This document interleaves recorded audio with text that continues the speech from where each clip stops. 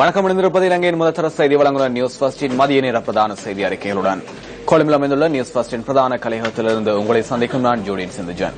விரிவான செய்திகளுக்கு செல்ல முன்னர் முதலில் தலைப்புச் செய்திகள். தேசிய அரசாங்கம் தொடர்பிலான இறுதி பேச்சுவார்த்தை இன்று.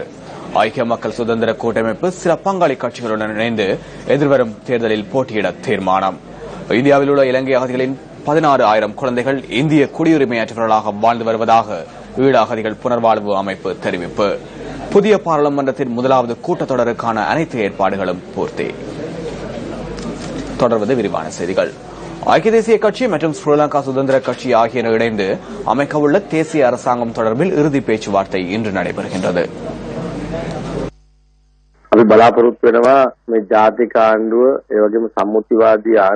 தேசிய அரசாங்கம் அதேபோன்று இணக்கப்பாடு அரசாங்கம் என்பன பெயருக்காக மாத்திரம் அமையாது என நான் எதிர்பார்க்கின்றேன். நாட்டு மக்களுக்காக உண்மையிலேயே வரலாற்றில் என்றும் அமையாதவாறு இரண்டு கட்சிகளும் இணைந்து செயற்பட உள்ளது.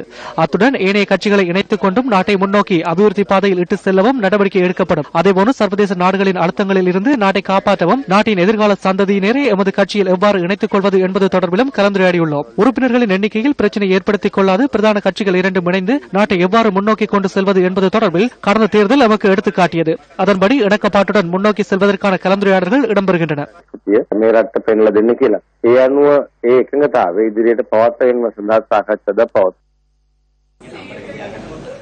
ஐக்கிய மக்கள் சுதந்திர கூட்டமைப்பின் சில பங்காளி கட்சிகள் எதிர்வரும் தேர்தலில் புதிய கூட்டமைப்பின் கீழ் போட்டியிடுவதற்கான கலந்துரையாடல் ஆரம்பிக்கப்பட்டுள்ளது.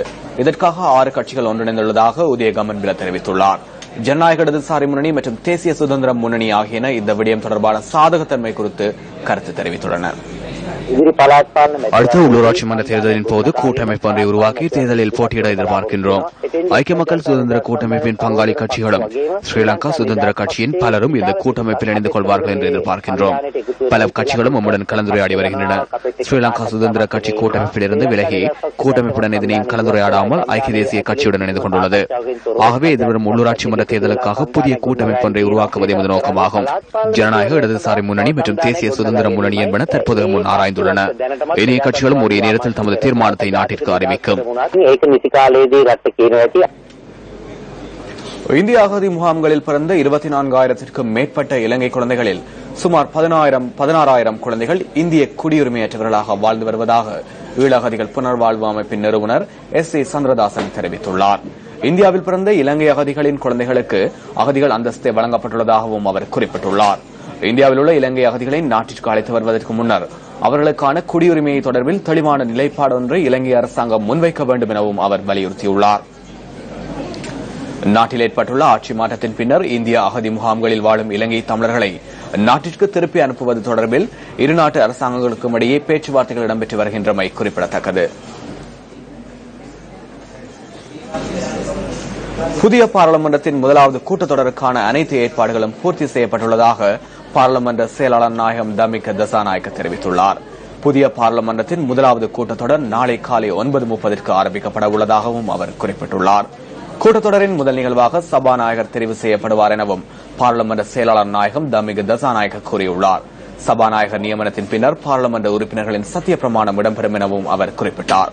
முதலாவது கூட்டத்தொடரில் நாளை பிற்பகல் வேளையில் ஜனாதிபதி மைத்ரிபால சிறிசேனவினால் அரசாங்கத்தின் கொள்கை தொடர்பான தெளிவூட்டல் இடம்பெற உள்ளதாகவும் பாராளுமன்ற செயலாளர் நாயகம் தமிக தசாநாயக்க சுட்டிக்காட்டினார். ஐக்கிய தேசிய கட்சியில் தெரிவான பாராளுமன்ற உறுப்பினர் ருவன் விஜயவர்தன சபுகஸ்கந்த பிரதேசத்தில் நேற்று இடம்பெற்ற மக்கள் சந்திப்பு ஒன்றில் கலந்து கொண்டார்.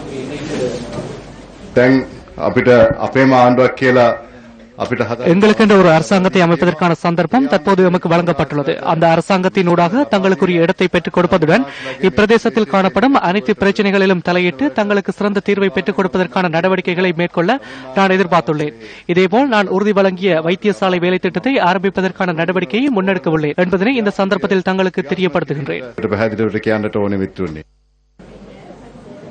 வெளிமடை கெப்பட்டிபொல பகுதியில் உள்ள எரிபொருள் நிரப்பும் நிலையம் ஒன்றில் அடையாளம் தெரியாதவரால் பணம் கொள்ளையிடப்பட்டுள்ளது. வேனொன்றில் வருகை தந்தவர்களால் இன்று அதிகாலை பணம் கொள்ளையிடப்பட்டுள்ளதாக போலீஸ் ஊடக பேச்சாளர் அலுவலகம் தெரிவிக்கின்றது. கெப்பட்டிபொல கூட்டுறவு சங்கத்திற்கு சொந்தமான எரிபொருள் நிரப்பும் நிலையத்திலேயே இந்த திருட்டு சம்பவம் இடம்பெற்றுள்ளது. சம்பவத்தின் போது அங்கிருந்த எரிபொருள் நிரப்புனரும் காவலாளியும் உறங்கிக் கொண்டிருந்ததாக போலீசார் குறிப்பிட்டுள்ளனர். எனினும் குறித்த இருவரிடமும் வாக்குமூலம் பதிவு செய்யப்பட்டு வருவதாகவும் போலீசார் கூறினர்.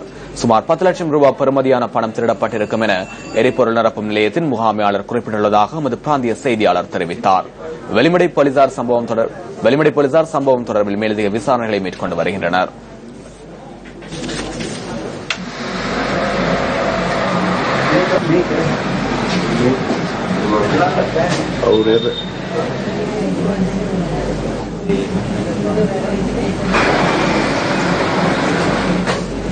இதேவேளை மட்டக்களப்பு ஓட்டமாவடியில் போலி நாணயத்தை பயன்படுத்தி பொருட்களை கொள்வனவு செய்ய முயற்சித்த ஒருவர் கைது செய்யப்பட்டுள்ளார். சந்தேக நபர் நேற்றிரவு 9 மணிக்கு கைது செய்யப்பட்டதாக போலீஸ் ஊடக பேச்சாளர் அலுவலகம் தெரிவிக்கின்றது. வர்த்தக நிலையம் ஒன்றில் 500 ரூபாய் போலி நாணயத்தாளை வழங்கி ஒருவர் பொருட்கொள்வனில் ஈடுபட்டதாக போலீசாருக்கு வழங்கப்பட்ட இரகசிய தகவலை அடுத்து சந்தேக நபர் கைது செய்யப்பட்டுள்ளார். கைது செய்யப்பட்ட சந்தேக நபரிடமிருந்து 5000 ரூபாய் பெறுமதியான 12 போலி நாணயத்தாள்களும் 1000 ரூபாய் பெறுமதியான 15 போலி நாணயத்தாள்களும் 500 ரூபாய் பெறுமதியான 6 போலி நாணயத்தாள்களும் கைப்பற்றப்பட்டுள்ளன. சந்தேக நபரிடமிருந்து மொத்தமாக 78000 ரூபாய் பெறுமதியான போலி நாணயத்தாள்கள் கைப்பற்றப்பட்டுள்ளதாக போலீசார் குறிப்பிட்டுள்ளனர். திருகோணமலை மூதூர் பகுதியைச் சேர்ந்த ஒருவரை கைது செய்யப்பட்டுள்ளார்.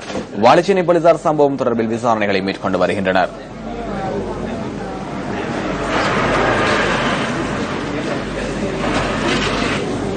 கொழும்பின் பல பகுதிகளில் திருடப்பட்ட 1 கோடி ரூபாவிற்கும் அதிக பெறுமதியான பொருட்களுடன் 2 சந்தேக நபர்கள் கைது செய்யப்பட்டுள்ளனர். கொழும்பு குற்றத்தடுப்பு பிரிவினரால் சந்தேக நபர்கள் கைது செய்யப்பட்டதாக போலீஸ் ஊடக பிரிவு தெரிவிக்கின்றது. பனிப்பட்டியா, மகரகம, நுகேகொட, ஹோமகம மற்றும் பத்ரமுல்லா ஆகிய பகுதிகளில் திருடப்பட்ட பொருட்கள் சந்தேக நபர்களிடமிருந்து கைப்பற்றப்பட்டுள்ளன. மகரகம பகுதியைச் சேர்ந்தவர்களை கைது செய்யப்பட்டவர்கள்.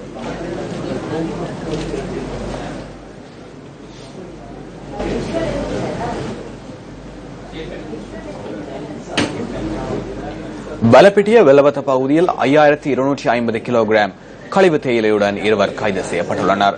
இன்று காலை 5 மணியளவில் வெள்ளவத்த பகுதியில் கழிவு தேயிலை கொண்டு சென்ற லோரி ஒன்று போலீஸ் விசேட பிரிவினரால் சுற்றி வளைக்கப்பட்டுள்ளது. 50 கிலோகிராம் கொண்ட 105 தேயிலை பாக்கெட்டுகளை இதன்போது குறித்த லோரியிலிருந்து கைப்பற்றியுள்ளதாக போலீசார் தெரிவிக்கின்றனர். ஏற்றுமதி செய்வதற்கு தயாராக இருந்த கழிவு தேயிலையை இவ்வாறு கைப்பற்றப்பட்டுள்ளதாக போலீசார் குறிப்பிட்டுள்ளனர். ரதம்புவிலிருந்து கொழும்பு நோக்கி கழிவு தேயிலைகளை கொண்டு செல்லும் போதே அவை முடக்கப்பட்டதாக அம்பலங்குட போலீசார் மேலும் தெரிவித்தனர்.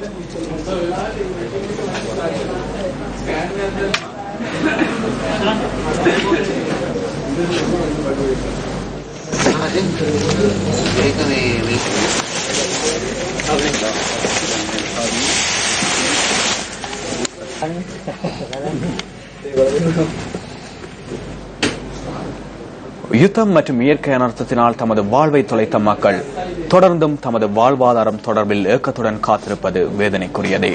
திருகோணமலை திரையாய் மேல்குடியேற்ற கிராம மக்களின் நிலை தொடர்பில் இன்று நியூஸ் ஃபர்ஸ்ட் தனது அவதானத்தை செலுத்துகின்றது. கடந்த 2002ஆம் ஆண்டு மேல்குடியேற்றம் செய்யப்பட்ட திருகோணமலை திரையாய் மேல்குடியேற்ற கிராம மக்கள் தமது வாழ்வியல் தொடர்பில் இவ்வாறு கருத்து தெரிவிக்கின்றனர். நாங்களும் வன்செயலால பாதிக்கப்பட்டு இங்க வந்து இன்னும் வீடு வாசல் ஒன்றும் இல்லை. ஆன பிரச்சனை எங்களோட சொந்த காணிகளுக்கு போயிடாம நாங்கள் இருக்கிறோம்.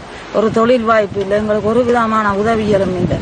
சரியா இருந்து நாங்கள் கஷ்டப்பட்டு கொண்டிருக்கோம். கரண்ட் வசதி இல்லை, ஒன்றும் இல்லை.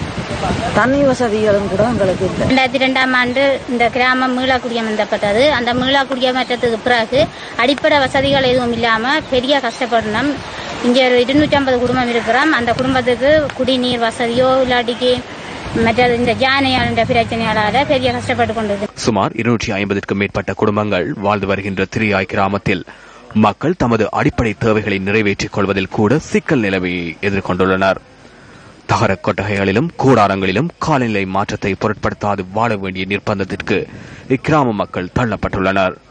தூய குடிநீர், மின்சாரம், தொழில் வாய்ப்பு என அத்தியாவசிய தேவைகள் அனைத்தும் இந்த மக்களுக்கு எட்டாக்கனியாகவே உள்ளது. அத்துடன் குடியிருப்புகளுக்குள் உள்நுழையும் யானைகளும் இந்த மக்களுக்கு பெரும் அச்சுறுத்தலை தோற்றுவித்துள்ளன. ஒவ்வொரு நாளும் வர்றது, ஒவ்வொரு நாளும் வரும். தென்னம்புள்ள வைக்க வழி இல்லை, எல்லாம் பிடிச்சி போய் சொல்லிருக்கீங்களா? எல்லா இடம் தெரியும், எல்லாருக்கும் தெரியும். யானை வேலி போடலையா? போடல. குடிநீரை பெற்றுக் கொள்வதற்காக தினந்தோறும் இந்த மக்கள் தூர பிரதேசங்களுக்கு நடைபயணமாக செல்ல வேண்டிய துர்பாக்கிய நிலையையும் எதிர்நோக்கியுள்ளனர். தேர்தல் காலங்களை இலக்கு வைத்து மட்டும் செயற்படுவது சிறந்த தலைமைத்துவத்தை பிரதிபலிப்பதாகாது. அது மக்களிற்கு வழங்கப்பட்ட வாக்குறுதிகளை செயற்படுத்துவதிலும் தங்கியுள்ளது. அந்த தகவலுடன் நியூஸ் ஃபர்ஸ்டின் இன்றைய தினத்திற்கான மதிய நேர பிரதான செய்தி அறிக்கைகள் நிறைவு பெறுகின்றன. தொடர்ந்து மனிதர்கள் நியூஸ் ஃபர்ஸ்டின் 2:25 மணித்தியால செய்திகளுடன். வணக்கம்.